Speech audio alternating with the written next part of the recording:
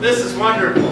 This is just great. I am so excited. It's so good to see everybody. Hey, we're going to go ahead and start a little early because we're going to do more than one show tonight. So everybody can get in to see the show. I did not do programs for this. I tried to keep the costs really low so we could take all the money and put it towards the renovations on the Underground and the Wolf Hotel. Chris told me to let you guys know that he just got out of a city council meeting. We're having to raise $72,000 to pay for the new sidewalks around the building. The city is matching what we're paying in. The city is paying half, and we have to raise the other half to pay for the new sidewalks around the building. So 72 grand. That's a lot of money. But anyway, but I wanted to let you know who's in the show. Okay. So this is in order of appearance. I did this in order of appearance. So we have Beth, and Beth is being played by Augur Schaffner. We have Paul, who's being played by Bryce Oliphant, who went to school right here in Ellinwood. Ashton Wagner is playing Bernard. Tamari Howard is playing George. And Ashlyn Harrelson is playing Anna. So 5 characters. Text being done tonight for me by Jacob Disque and Leon Sova. I just want to say thank you to all the people of Ellinwood who have really been very inviting to me and my wife here since I came to be the director of theater at Barton. We live here in Ellinwood right now. I'm actually one of Chris McCord's tenants, and Chris asked me last year if I could come up with some kind of piece of entertainment that he could offer here at the Wolf. And I said, absolutely, I can do that. So last summer, when I went back home up to Michigan, I sat down and I wrote a play, and this is it. I did lots of research before I left to go home. I took the tour, and I went to Topeka and went to the Historical Museum in Topeka and did a bunch of research there. I did a lot of online research and watching lots of videos and everything about the life and times of the people here in Ellinwood and this area. So this is really kind of more of a history story than it is a ghost story, but that's all right. Anyway, but I want to thank Chris. I want to thank Beth Brummer. Beth has been a volunteer here for Chris for many years. And Beth was one of the first people I met when I came here to Ellinwood. I came to stay here at the hotel because I didn't have any place to live. And so I stayed here at the hotel, and Beth was the first person that I met here at the hotel. And there's a character in this play that's based on Beth. So, Tom and Yolanda Thurfelder. They've just been wonderful to me. They provided me with a church home over in St. John's, and I love going over there. I love Tom's sermons. They're just really wonderful people, and they've been so very kind to me. Leon and Linda Sobel. I wouldn't be here if it weren't for Leon. Leon has been a friend of mine for many, many years. Leon called me and said, "Hey, we've got an opening at Barton for a director of theater. Are you interested?" I said, "Leon, I haven't been a director of theater anywhere. I don't know the first thing about being a director of theater. I've been a scene designer, technical director my entire career." But he said, "Well, I think you'd be great." So I came and I applied, and I got hired. So that's really wonderful. A little bit about me as a playwright. I wrote my first play when I was 7 years old. I did my first play when I was in the first grade. I played a tooth in a play about dental hygiene. That was my very first play. And I fell in love with theater. I just did. And my mother loved the theater. My mother took me to see a lot of plays. I grew up in Wichita. I'm a Wichita kid. I grew up in Wichita. My mother took me to the theater, and I just fell in love with theater. But I wrote my first play when I was in the second grade. I wrote it about my favorite book, The Brave Little Cowboy. It's by Joan Walsh England. And I wrote a play based on that book, and we presented it to the kindergartners at my grade school. That was my very first play. I've written several others since then, but that was my very first play. Anyway, talking about children's theater.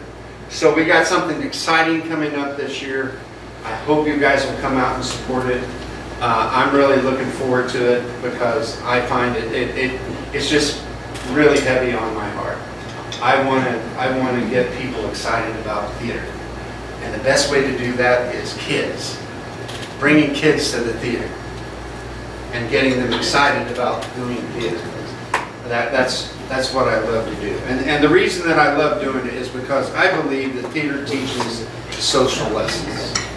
And what I mean by that is compassion, empathy, problem solving, cooperation, teamwork, acceptance, and time management. All of those things are taught through theater. And I think that's really important for kids. I really believe that. You know, I think about all the theater people that I know, and they are some of the best people. The best people. And it's because they know all this stuff. They're so accepting. They're so encouraging. And that's been huge for me in my career. I'm teaching a class next fall at Barton called Creative Dramatics for Children. I'm teaching it on Tuesdays and Thursday afternoons from 1 to 2. And then on Monday nights, we're going to cast a show called Christmas at the Old Toy Store. It was written by a friend of mine that I taught with at Missouri Southern when I was there. And he wrote a lot of children's plays, but most of them at Christmas time. Anyway, I'm doing one of his plays. I'm going to bring him down to visit with my class and to visit with the kids that are going to be in the show. And I think that's great that he's going to be able to come down and talk with them because he's a really interesting guy and knows a lot about children's theater. So that'll be great. But we're going to cast area kids. And then we're going to do the show at Great Bend Community Theater on the 7th and the 8th of December, which is a Saturday and a Sunday, and we're going to do 2 matinees, 1 at 2 on Saturday and 1 at 2 on Sunday. And I want to thank all the people at Great Bend Community Theater because they have been, again, so welcoming to me and to Denise, and they're just wonderful. And I've had such a good time getting to know them and getting to have cooperation with them. I've done a show at Great Bend Community Theater each year that I've been here, and I want to continue to do that. I want to continue to nurture that relationship. I think it's really important. So, this coming season, I want to tell you about our upcoming season at Barton. I told you that Christmas at the Old Toy Store is December 7th and 8th. We're going to have one show before that on October 17th, 18th, 19th at 7:30, and then we're going to start doing Sunday matinees. We're going to do a Sunday matinee at 2 o'clock. We're not going to do 2 show Saturdays anymore. That seems to be a problem for some of my people. So we're going to start doing Sunday matinees. And we're going to start that with that first fall show. And we're going to do the complete works of William Shakespeare Abridged, which was written by the New Shakespeare Company. We're going to make fun of Shakespeare. If there was ever a guy that was screaming out to be made fun of, it was William Shakespeare. So we're going to do that, and we're going to do it in the Kavanaugh room at the library at Barton. And we're going to do it as a dessert show. We're going to serve desserts. So I think that'll be a lot of fun. Then we're going to do an original musical in February. We're going to do a play called Sing Sing Blues. And this was written by Eric Smith. Eric teaches psychology at Barton, but he's also a very accomplished a cappella country gospel singer. And so this is an a cappella country gospel musical that we're going to do at Barton. And I'm really excited about it. And my wife, Denise, who's now joined me here, is going to be teaching with us at Barton next year, and she's going to direct the show. So that'll be a lot of fun. One more show, April 26th and 27th. That's a Saturday and a Sunday. Just 2 shows. We're going to do a new Rob Munden play called Jack Kilby and the Invention of the Integrated Circuit. This is kind of an absurdist piece. It's very funny. I like it. I really enjoyed reading his play. He gave it to me to read and said, I really wish you would think about producing this. And I read it and I loved it. And I want to workshop it with him and get it produced. I think it'll be a lot of fun. We'll have 1 show on Saturday night, and then we'll do a Sunday matinee at 2 the next day. Okay? All right, that's it for me. I hope you all enjoy the show. Please stay and talk with me after the show and let me know what you think. Yeah.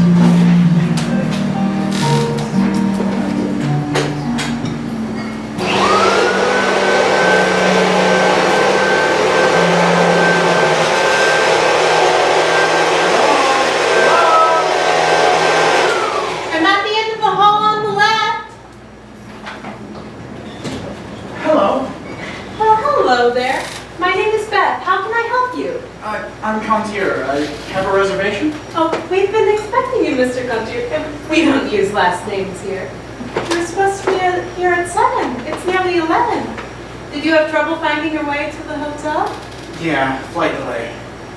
Really bad thunderstorm. Oh. According to my weather app, it's headed this way. I don't need an app to tell me that. I can feel it in my back. So, where are you from? Los Angeles.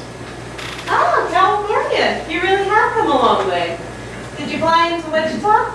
Yes, finally. 3 hours late. How do you get to Ellinwood from there? Oh, I rented a car in Wichita. By the time I got to the Hertz rental desk, all they had left was a luxury sedan, a Lincoln. Nothing like driving a U-boat across Kansas. Especially when you're used to driving a Toyota Compact.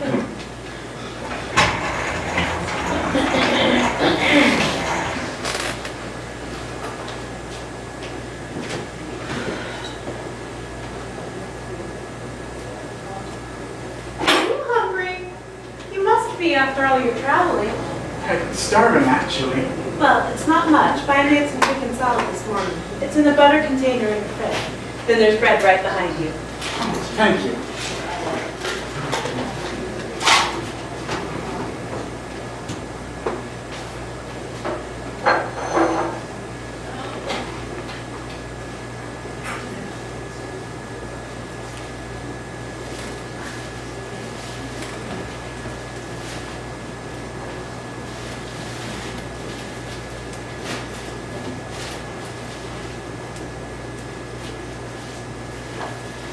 Where did you park your U-boat?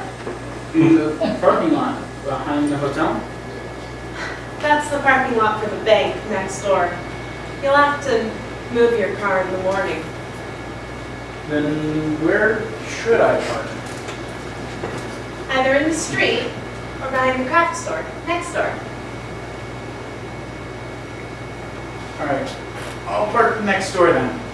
I don't know if I want to trust street parking with a rental. Why's that? Some drunk might run into it. Not much chance of that happening here. There's only one bar in town. It's underneath the hotel. And it's only open Fridays and Saturdays, 7 to 10 p.m. I was the bartender here tonight, and nobody ever gets drunk when I'm bartending. Oh yes, the underground. I wrote about that. I can give you a tour if you'd like. Well, for a small fee, that is. That would be very interesting, I bet. So there's still a saloon down there. Well, more of a speakeasy, you know, from the Prohibition days. Just without all that smoke in the air. So, you dress the part as a Prohibition-style barmaid? What do you think?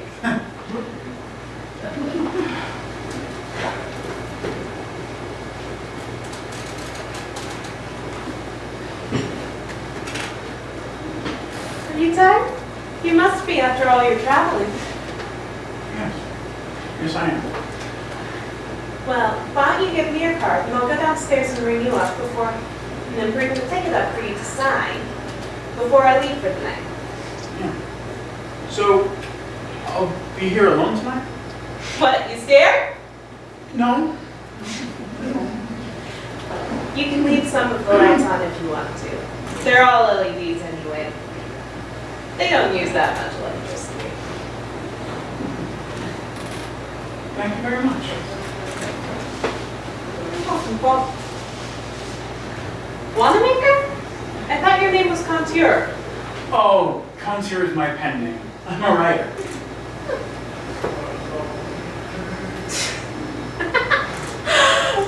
Polly Wanamaker?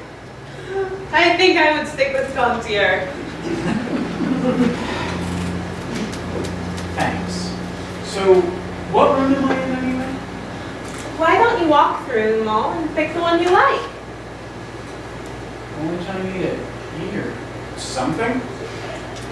No, I've been cleaning. And I leave the doors all unlocked until I'm finished. It's just easier. Well, thank you then. You're welcome, Paul. I'll be right back with your card. Did you have any questions before I leave? No. Actually, what brought you here? I was doing some research on haunted hotels and this place popped up. Oh, I see. You don't believe the hotel is haunted? All I can tell you is I bought these halls for years, all by myself, and I've never once seen anything I couldn't explain. You have heard the stories. Oh yes, I've heard the stories. The ghost of Bernard Millet, World War I vet that haunts the dining room. The dark shadow of the black man who was killed in the basement. I've even seen the items that the ghosts have said were not there when they left their rooms. But you don't believe the hotel is haunted? I didn't say that. All I said was that I haven't experienced anything myself.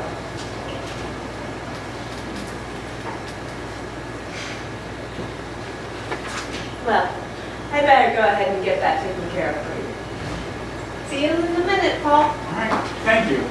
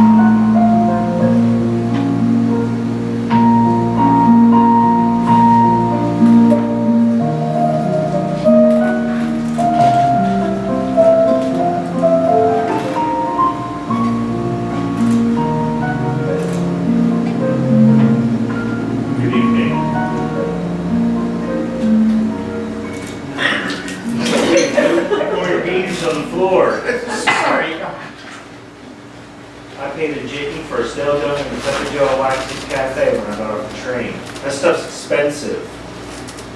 What's a jitney? You're a goopy, aren't ya? A nickel. What's with glad rags? What? Your clothes. Oh, I've been traveling all day. I'm tired, so I wanted to be comfy. Did you come in on the 4:30 train too? No, I flew into Wichita. Oh, so you're a pilot. No. Okay.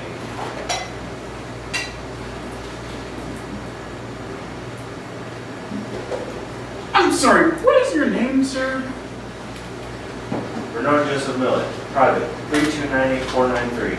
57th Company, the 16 people who came. You serve in the war? What war? What war? The Great War, for Pete's sake. No, but you did? Yes, but only for a year. I was at Camp Funston for field artillery training in 1918, but I never left. I never got to fight. They gave me this Bronze Star when I was discharged. What's your name? Oh, Contier. Contier, that's French, isn't it? Yes, it means storyteller. So, Mr. Contier, what do you write about? People, mostly. So, biographies. More fiction.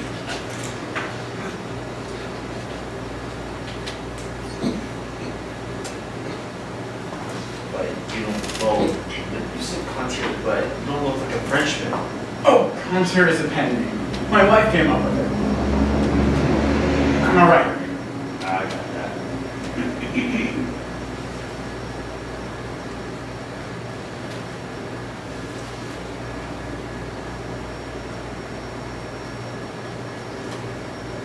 Ex-wife, I should say.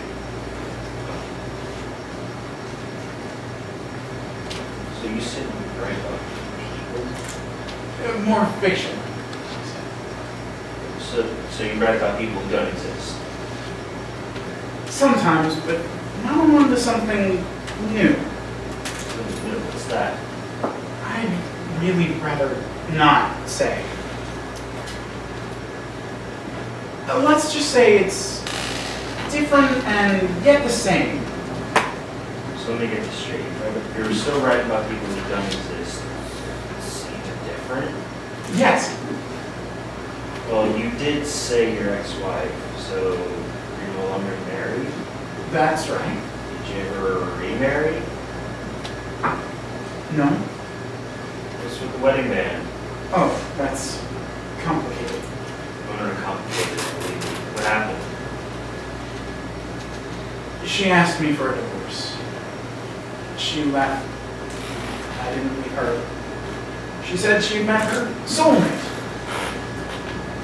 I still wear the wedding band because it just makes things easier. I have an excuse, you know? If a woman approaches me, I just flash the ring and the conversation changes. So you're still in love with your wife? No.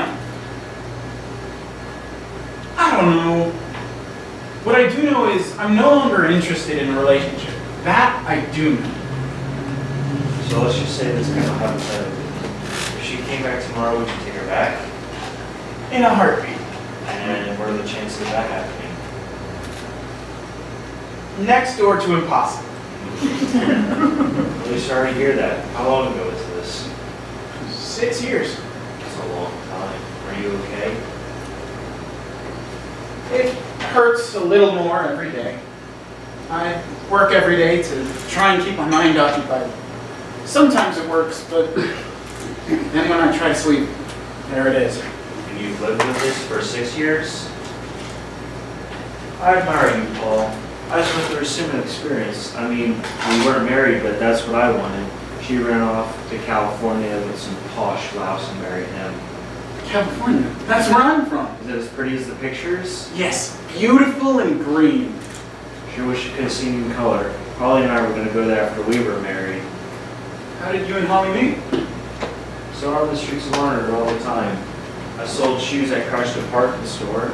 One day her and her sister Iris came in and I finally got to talk to her. She had her red hair all done up in tight curls on the top of her head. Her cheeks, they were as pink as peaches. I I pretended to measure her feet so I could talk to her longer. 3 days later, we went to against the American Legion Hall. We were inseparable after that. Until the war, she walked me to the train station and kissed me goodbye. I asked her to marry me right there on the train platform. She just smiled, gave me another kiss, and I left. When I was discharged, took a train home to Larned. I told Holly I was coming. I just wanted to surprise her. It was almost Christmas. I ran to the house as fast as I could. She saw me running up the road and met me on the porch. Man, she was even more beautiful than I remember. A year is a long time. Too long, I didn't want to be away from her again, so I asked her to marry me again. She said yes, but her dad said no. No daughter of mine is going to marry a shoe salesman. Which is kind of how that is sometimes. That sucks. So I started looking for a job, and I found one, working for a Sliner Produce Company. I moved to Osborne with an old army buddy of mine. I saved nearly every penny I could so I could return home to Larned and start a business. Holly and I started writing her letters again, and I got home every chance I got so as I could hitch a ride. There's no place like home, right, Toto? What? Good. It was just like going. Well, about a month ago, the letter stopped coming. I sent a telegram, but no response. I got really worried that something was wrong. The day before yesterday, we had taken the delivery truck to Salina, and as we passed by the train depot, I thought to get a train ticket and go home, something wasn't right. I drove to our first stop, and I told my partner Billy I'd be right back. As I got to the train station, the train for Larned was just about ready to leave. I forgot all about the job, Billy, train full of vegetables. I got on the train. That's crazy. I know, I had to get back to Holly. When I got to the house, Iris called her sister. She answered the door. She handed me this note saying go to the messenger.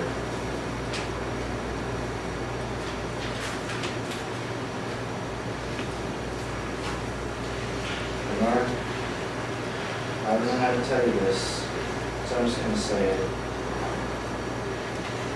Uh-oh. Here it comes. I've met someone new who's on his way to California. I hate living here with mother and father, but I'm leaving.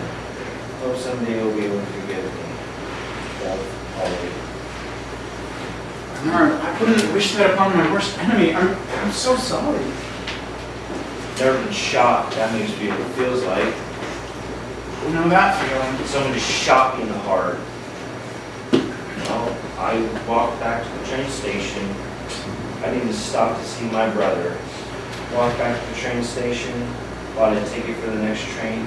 I just sat there on a train platform with my head in my hands for what seemed like an eternity.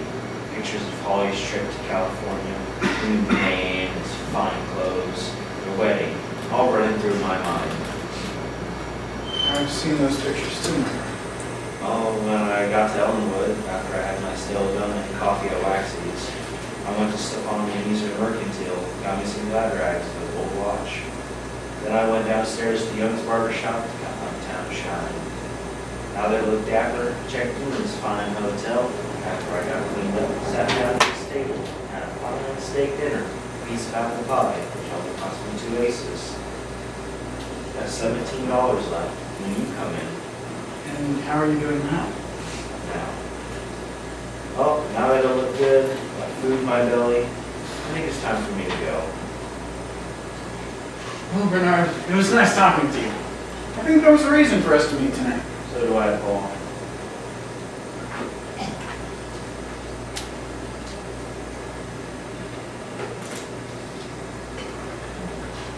Okay, Roscoe, time to go. Roscoe.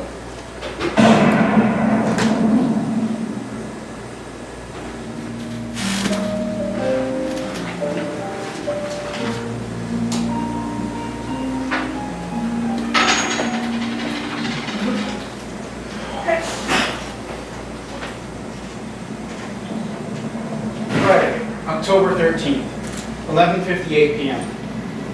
I'm not quite sure what I just witnessed. I don't believe it was a dream or a hallucination. I do believe I just encountered a spirit. He introduced himself as Bernard Joseph Miller. He told me his story just as it was described in the newspaper article that is downstairs in the dining room on the table where he had his last meal. I witnessed him put the gun to his head and hit suicide. And then he just vanished, like a puff of smoke. He told me the story of his relationship with a woman named Holly and how she had left him. Oh, great.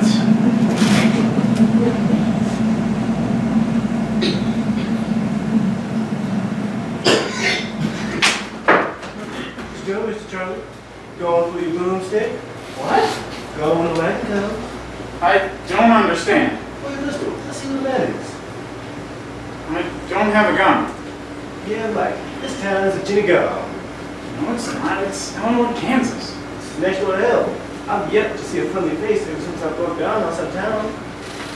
You were in a car and it broke down? That's what I said. Why call it? I own a car. I didn't steal it. I didn't think you did. You first one today, Charlie.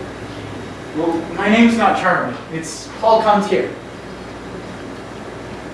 Well, Paul, all you whiteys are Charlie to me. My name is George Mayfield Jr. And I got that car after I returned home fighting the war. I just drove into town tonight myself. I'm from California. California? Yeah. That's where I'm headed. Couldn't stand down. Sheriff Cufford ain't no way to live.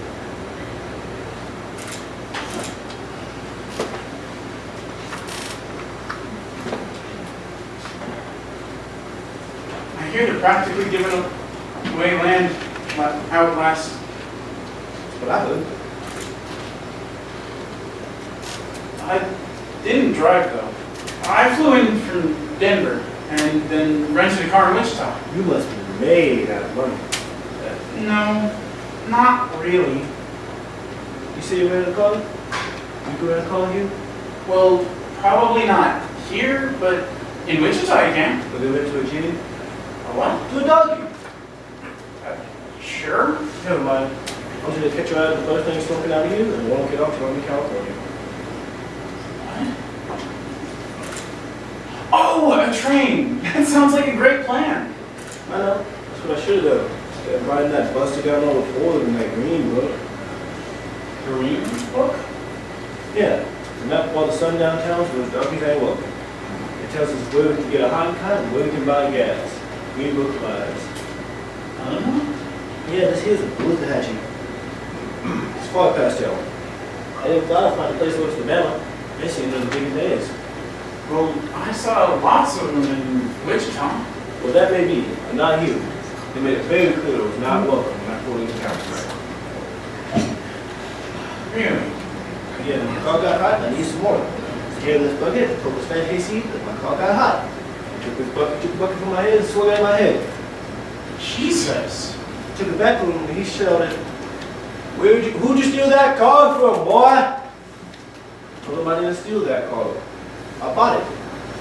He said, sure. Where'd you get the money to buy a car from? I told him I got that money when I fought in the war. I bet you did. What did you say to him? Nothing. Just walked off. He kept talking. Don't let the sun go down out here on you, boy.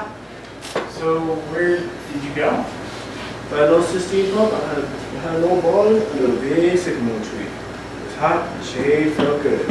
After I threw my belly in the water, I sat under the tree and I guess I fell asleep. Uh-oh, that's not good. When I woke up, it was dark. My belly and my bucket were empty, so I lifted up my bucket and started walking towards the road back to my car. On my way there, I heard a speed door slam. I turned around and see this old granny on the porch with some scraps in his foot. Well, I asked her if I could buy those scraps because I was hungry. What did she say? These scraps are for the chickens. She turned around and went back in. Before the door could slam, 3 big cowboys came out. Look at what we got here, fellas. Why don't you smile for us so we can see you, ducky? What you got in that bucket, boy? You ran out of there, right? Water. Water? Where'd you get that water from? Over there. Over there? That water's where I stopped. I don't remember buying you, boy. Nobody but me, sir. I know. Why are you drinking our water? I told him I'd be happy to pay him for the water I drank. He didn't laugh. So that's all right. When those two brothers came up the porch for under me, they're gonna take you on a little trip to town. They took me to town. That's not good. No, it wasn't. They dragged me down Main Street. I could have gotten away from those three hay seats too. But as we walked more, Whitey's joined in. They took me to this fine hotel. Someone opened the doors and saw him push me down the stairs. This isn't gonna be good, is it? Yep.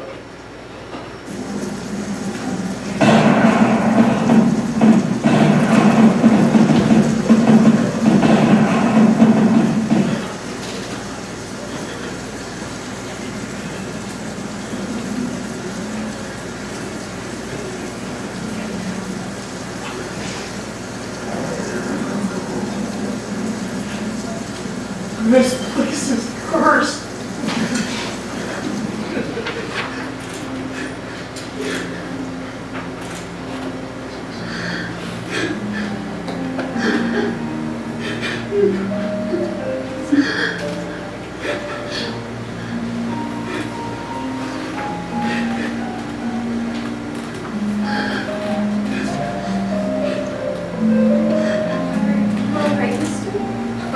I'm fine. Contier. My name is Paul Contier. Hope you don't use last names here, Cole. My name's Anna. Anna Story. Can I get you some water? Some milk, maybe? That always helps me sleep. I'm fine, Anna. You know, you're the second person to say that to me tonight. What's that? That you don't use last names here. That's right. We don't. It's just so formal. We prefer to treat people like family. As long as you're white. What? It's nothing. I'm just really tired. It is late. Maybe you should get to bed. That's kind of hard to do around here. Why is that? Beth told me when I got here that you don't use last names here. Who? Beth, the older cleaning lady, she made the chicken salad in the fridge. The fridge? Beth, older lady, she was bartender tonight. Sorry, Paul. I don't know who Beth is. I am the only one here tonight. Oh, that's right. She said she was going home for the night. She also said I'd be the only one here tonight. No. I'm here every Saturday and Friday night after school. Until the morning stuff comes in at 6.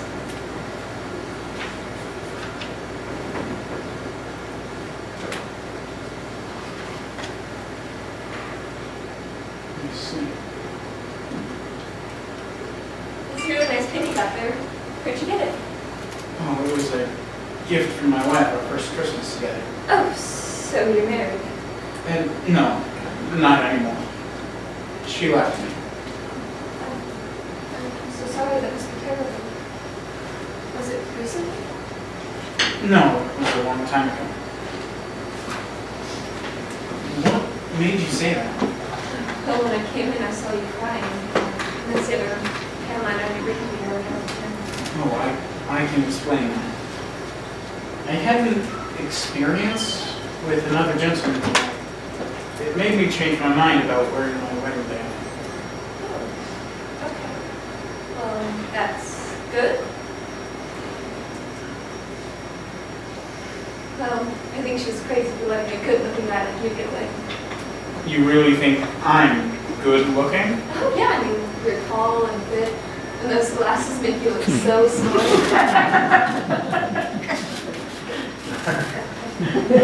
Really? Yeah, you see. So, do you make those eyes at every guy that comes in here? No. No. Oh, really? Well, sometimes I'll leave little gifts for people, if they're nice to me. What kind of gifts? Sometimes I'll crochet them a muffler or embroider them a handkerchief. And they're not all men. I'll just leave it under their pillow. They don't even know it's from me. Oh, this is not good. You are so young. You are still in school. So I'll graduate this spring. You are still way too young. No, I'm not. Most girls my age in this town are already married, and I haven't even got a boyfriend. Really? No, I don't. Not that part. It's just most girls in California don't get married until they're at least 35, and even then you gotta live with them for a few years. Yeah, sometimes even longer. No, I mean, are you really from California? Yeah, Los Angeles. Do you know any movie stars? No. Are you an actor? No, I'm a writer. So you write movies. No. So what do you write? Books. Ever hear of them? Yes, I'm a writer too. Really? So what do you write? Poems mostly. Poems. Really? Poems about what? Sunsets, jewelry, flowers, you know, pretty things. Do you ever write about love? Sure.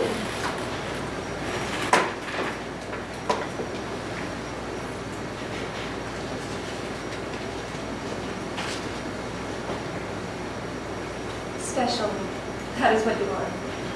Watching is what I do. Hoping it is not a dream. Longing to feel a touch. Wishing for the future.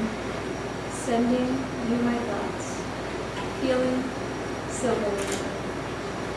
Running to be near. Listening to your words. Knowing that I love you.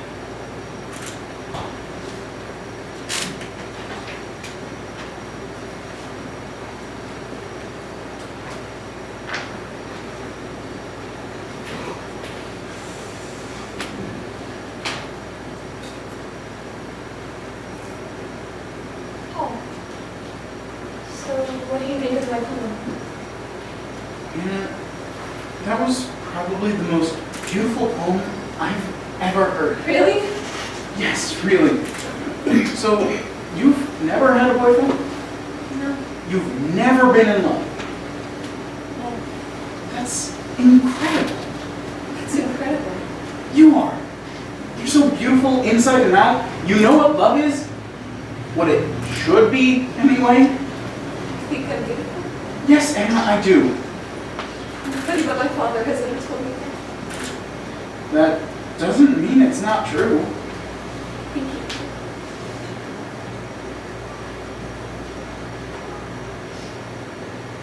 Anna, you're so lovely. I'd like to recite a poem of my own. Well, not my own. It's by one of my favorite writers. I am yours as the summer air at evening is, possessed by the scent of linden blossoms. As the snow-cap gleams with light lented by the brimming moon, without you, I'd be an unleafed tree, blasted in a bleakness with no spring. Your love is the weather of my being. What is an island, Alex? That's not mine. I didn't write that. Daniel Hoffman did. So, your dad told you you were beautiful? Yes, he did. When did he do that? When I was in the hospital. You were in the hospital. He gave me this locket and told me that someday I would meet someone who would love me beyond measure. Someone who would tell me that I was beautiful inside and out. And he would love me so perfectly that no one could take his place. And I would give him my locket full of love. And he would be mine. That's beautiful. Your dad loves you a lot. Yes, and I love him. Why were you in the hospital? I had polio. Oh my God, Anna.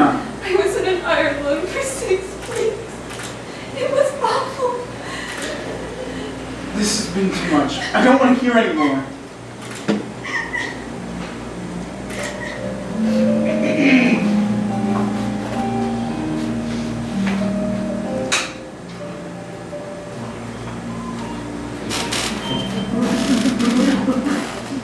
Good morning.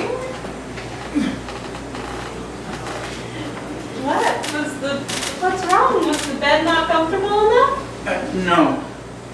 Where is she? Where's who? Did you have an overnight guest last night, Mr. Coach? No. Okay, who is she then? Anna, the cleaning girl. Anna? Yes. Anna, the cleaning girl. You've been dreaming. No, it wasn't a dream. I met a girl last night here. I must have fallen asleep. Well, Paul, I told you last night that you and I would be the only ones here.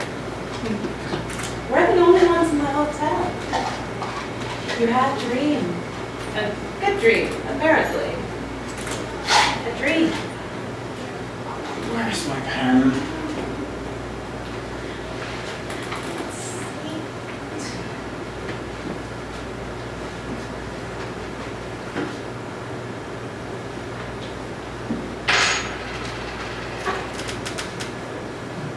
Dear sweet girl. What's that? I told you, I met a girl here last night named Anna Story. What did you say her name was? Anna Story. Wow! What are the chances? I'd better go out and buy myself a lottery ticket. What? I had an aunt named Anna Story. Really? Yeah. She died when she was 18. It was so sad. She's been 6 weeks in an iron lung. She died of polio, didn't she? Yeah.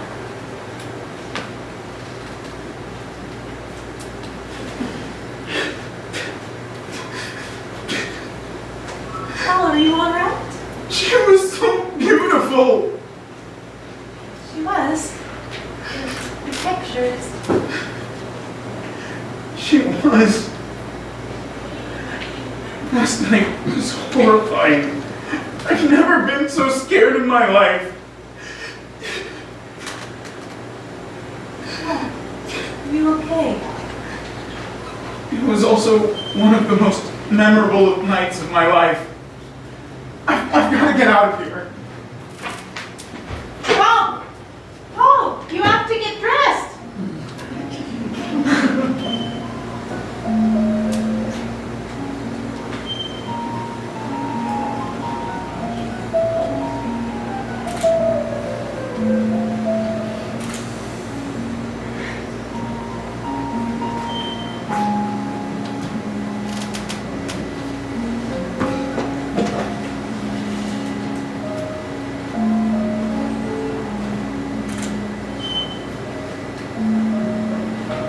Friday, October 15th, 11:58 p.m.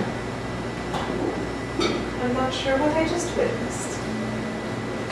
I don't believe it was a dream or a hallucination.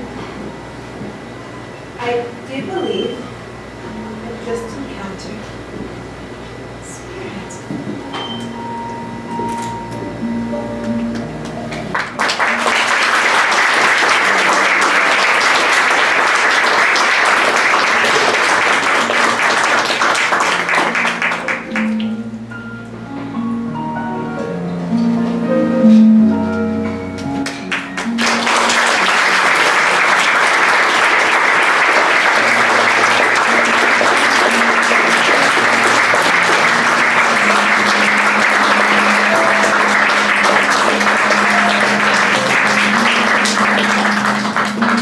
Thank you all for coming.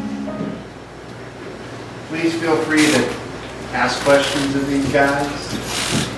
Talk with them about their experience in working on this play. Ask me questions. We're happy to meet with all of you for a few minutes here. We'd love to talk with you. chapter.